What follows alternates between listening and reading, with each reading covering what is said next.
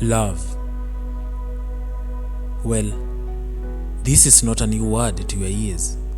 Indeed, it is easy and simple to utter, but most of us have never been in terms with its reality. As I start, I need to ask you a couple of questions. First, how many times have you ever said I love you? The second question is, how many times have you meant it? If you have said I love you to someone, how many times did you mean it? We have four main types of love, right? Eros, storge, philia or philos, and agape. Eros, also known as romantic love, is simply physical intimacy between individuals naturally of the opposite sex. This is a kind of love shared by couples in marriage and between lovers. Eros love is initiated by one's physical features that are deemed attractive by another. It is more of what exciting qualities one possesses based on preferences. A boy sees a dark-skinned lady and gets attracted to her because he likes such complexion. A lady gets attracted to a man because she finds him capable of taking care of her and her needs. That's Eros. It is more of how the individuals get to fulfill each other's desires, particularly sexual desires. Storge. This is a familial love. It is the affection shared among people of blood relations, basically between a parent and the child, and among siblings. Storge is more of responsibility. One cares about another because it is their duty. A mother takes care of her kid because it's her duty and the kid belongs to her. At times, when one is not so good, he or she is just tolerated because of the biological bond, but they are not really accepted. Philos or philia is a kind of love shared by friends. It is a friendship love. Philia binds individuals who relate on interest basis. It is about how people connect and interact in the social basis, be it in studies, sports, or businesses. In this type of love, individuals assist each other mutually. However, there's no much emotional attachment. Now, let's look at agape. Originally described as a fatherly love of God for humans, as well as a human's reciprocal love for God. Let's look at one of the greatest examples of this, the gospel message in John chapter 3 verse 16, a verse from the Bible, that God sent his only son for the world's redemption. This love also extends to the love of one's fellow humans.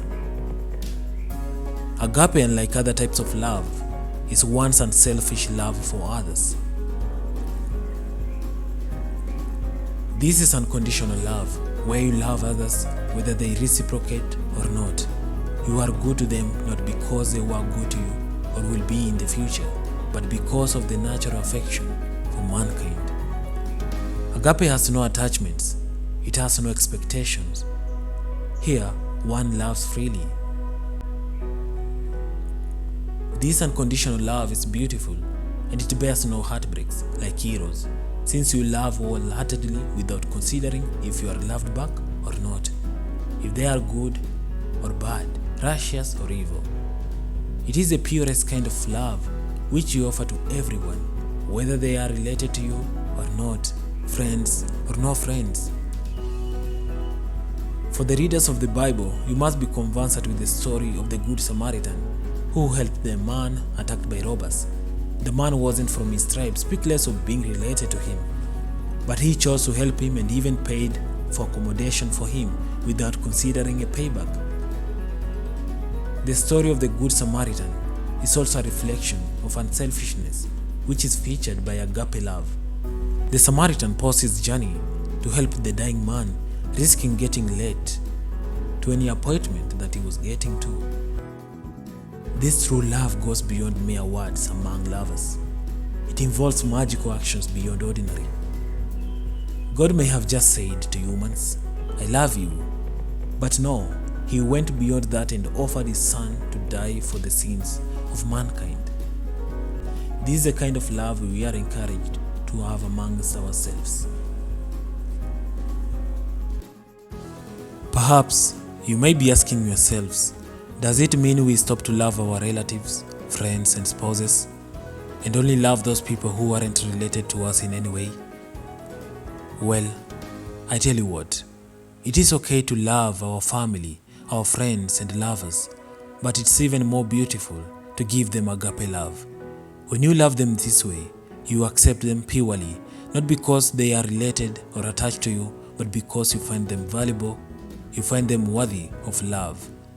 You love them for whom they are and not what they are to you. If lovers have agape love for each other, they are able to stay together even in times of tragedies, when one is attractive or ceases to be attractive.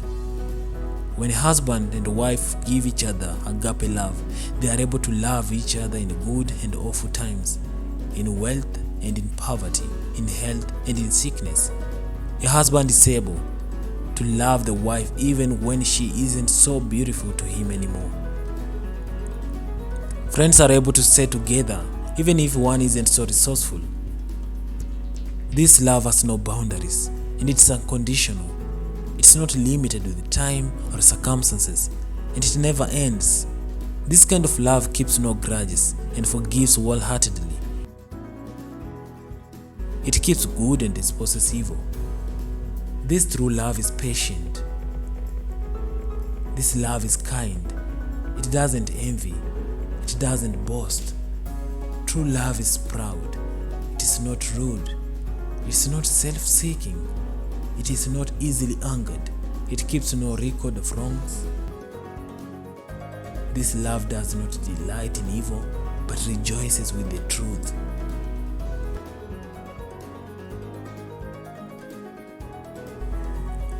If you remember, I started by asking two questions. Have you ever said I love you?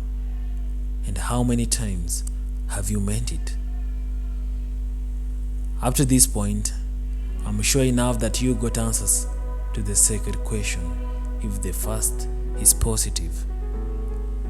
So, the next time you think of telling someone you love them, discern if what you feel for them is true love.